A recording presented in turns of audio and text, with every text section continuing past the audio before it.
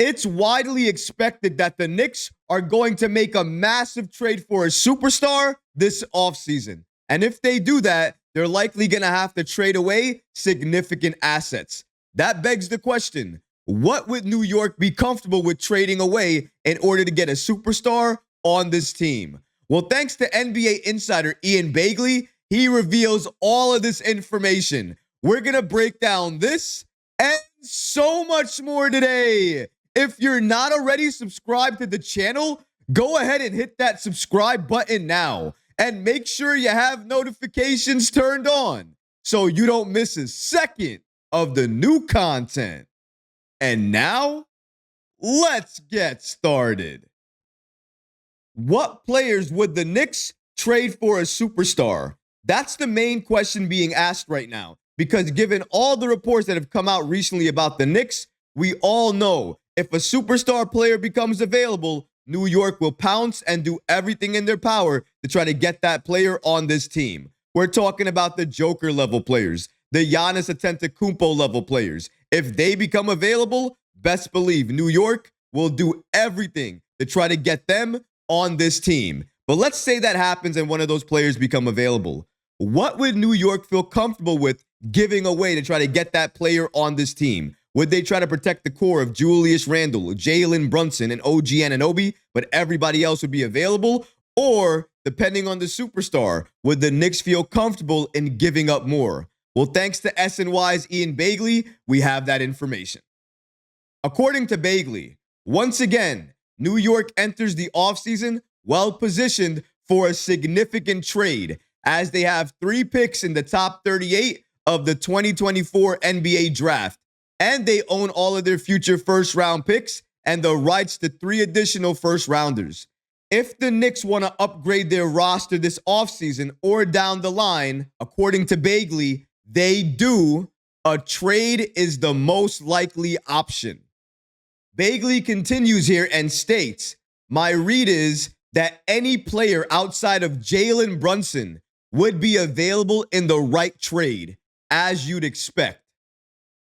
Shout out to Ian Begley for giving us the following updates about the Knicks and the players that are likely going to be traded if a superstar is available. Honestly, even though Begley said, as you would expect, regarding Jalen Brunson being protected, but everybody else being available, for me, that actually shocks me a little bit because I would have thought that potentially maybe Brunson and Randle or Brunson and OG, maybe 2 players on the Knicks would be untouchable, and then the rest of them would be available. But to hear that only Jalen Brunson would be protected and any other player would be available, depending on the trade, depending on the player available and his cost, that speaks volumes to me because it tells me the Knicks have a tier system. When it comes down to Giannis and players like that, the Knicks feel comfortable in giving up all of the assets that they have to get that player on this team, but to pair that player with Jalen Brunson. That's the key there. After that tier, there's another tier. Players that you'd like to add to this roster, but maybe you don't give up everything. You give up a few things. Maybe it's Randle and a couple of picks. Or maybe it's Randle, Bogey, a couple of picks, maybe Mitchell Robinson, a package like that, where you're giving up players, significant players at that, but in return, you're likely getting back a very impactful superstar level player that can help make this Knicks team even better than it was before you made the trade. And again, that's the only reason you make a trade like that. And then after that tier, there's another tier. Protect the core tier is what I'll call that, where Julius Randle, Jalen Brunson, and OG Anunoby cannot be moved at all in a trade. And the only thing you're doing is you're making additions to add to that core. And for me, the targets there right now are just Mikal Bridges, because that's the only player that you can add to this core, legitimately to add to this core without hurting the Knicks and hurting their future and what they're trying to build, because Mikal fits like a glove. And it's often hard to look around the league and try to find another player that fits this team so perfectly. And oftentimes you can't. But with Mikal, it's very easy to do it because the fit is there. You can see it. You can see the chemistry with the Nova boys. You know he's going to grow into an incredible defender, even better of a defender than he is right now under head coach Tom Thibodeau. That's why I think the Knicks have to look at all of these tiers, Look at all the players available, all the stars available, and then evaluate that based on their cost, their fit, and what we need on this team. It all starts on draft night, ladies and gentlemen.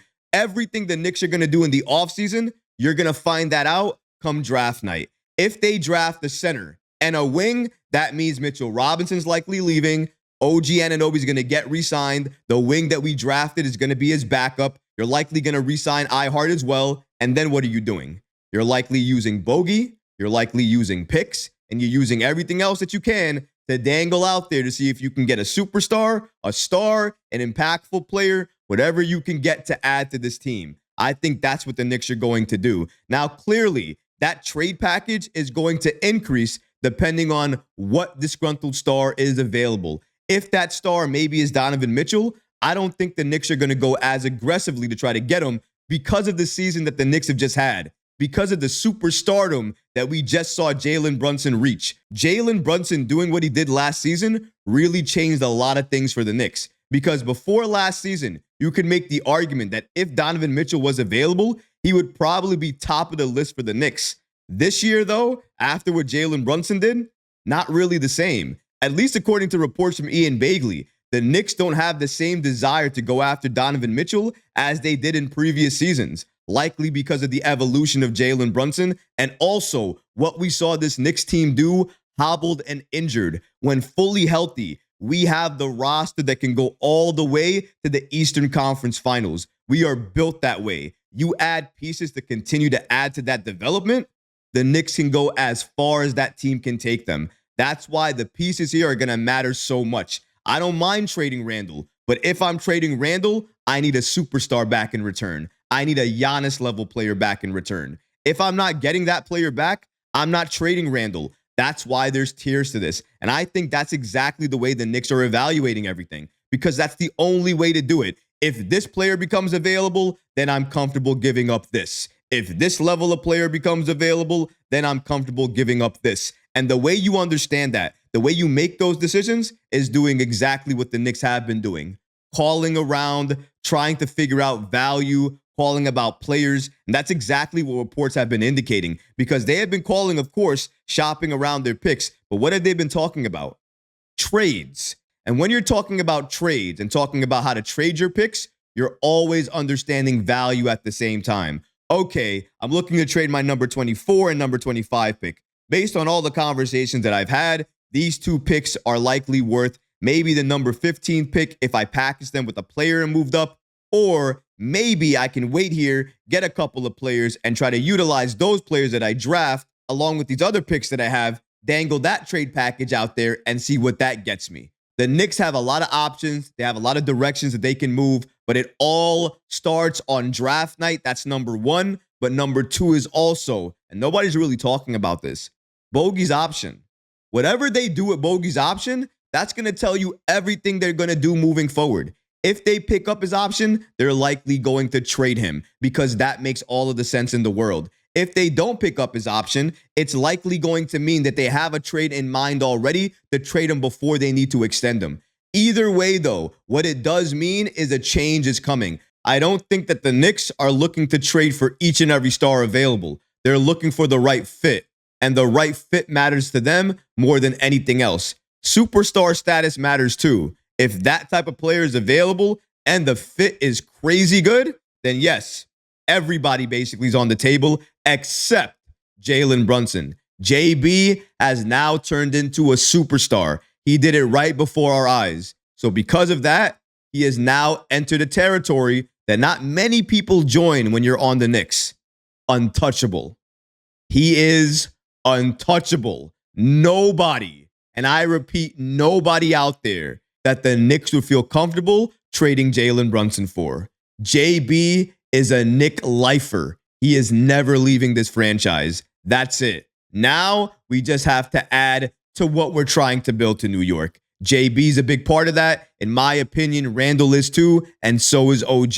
You need to add the right players to this team so we can move forward the right way. Don't just add each and every star that's available because they're a big name and it sounds good. Oftentimes, that doesn't work. Keep doing what you're doing now, Leon, because you've been doing the right moves And each and every single one of those moves has helped the Knicks, their future, and helped us move forward the right way. I cannot thank you enough. There has not been a president of basketball operations that I've thanked, admired, and appreciated more than Leon Rose. For me, it went from heavy criticism to heavy praise, and it all happened in the course of one season.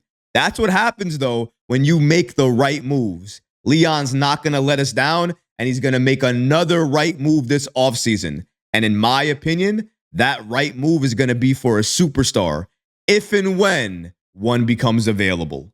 But what about you guys? What do you think about these latest reports coming out from Ian Begley indicating that if the right player became available, the Knicks would trade everybody they could outside of Jalen Brunson, of course, to get that player on this team? Let me know in the comments below, guys, because honestly, I would love to hear from you. But that's going to do it for this episode. I hope you enjoyed it. And if you did, go ahead and smash that like button, leave a comment below. And of course, guys, please subscribe to the channel. Until next time, Knick fans. Peace.